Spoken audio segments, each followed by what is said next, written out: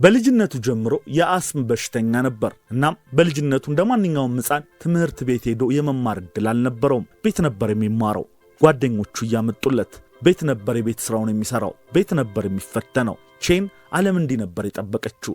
በአስም ጤና ነሳች። በጨቋይ መንግስት ነፃነቱን አሳጣችው። ይህ ሁሉ ሲሆን ግን ቼ ጠንካራ ሰው ነበር። አልሸነፍ ባይ ጀግና። ዓለም የደገሰችለትን የውድቀት በር ዘጋ። በትምህርቱ ሕክምና አጠና። በአስም የተዘጋውን በር ከፈተ። በጨቋይ መንግስት የተዘጋውን የነፃነት በር በነፍጡ ከፈተ።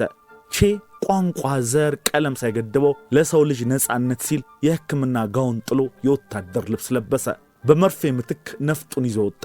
ቼ ኩቬራ ትውልዱ አርጀንቲናዊ ሲሆን ነፊደል ካስትሮ ጋር ለኩባ ታገለ። የዓለም ልጅ ለዓለም ታገለ። ቁስለኛ ሲበዛ ነፍጡን ጥሎ መድኃኒት ያነሳል፣ ያክማል። ጦር ሲገፋ ይዋጋል። ቼ ለነፃነት ታገለ።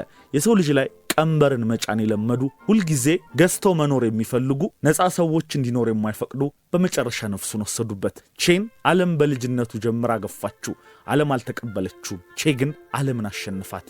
ቼ ለዓለም ታገለ። ቼ ለዓለም ተሰዋ። ይህ እነሆ ጀግና በሚለው ጽሑፉ ስብሐት ገብረ እግዚአብሔር የገለጸው ነው።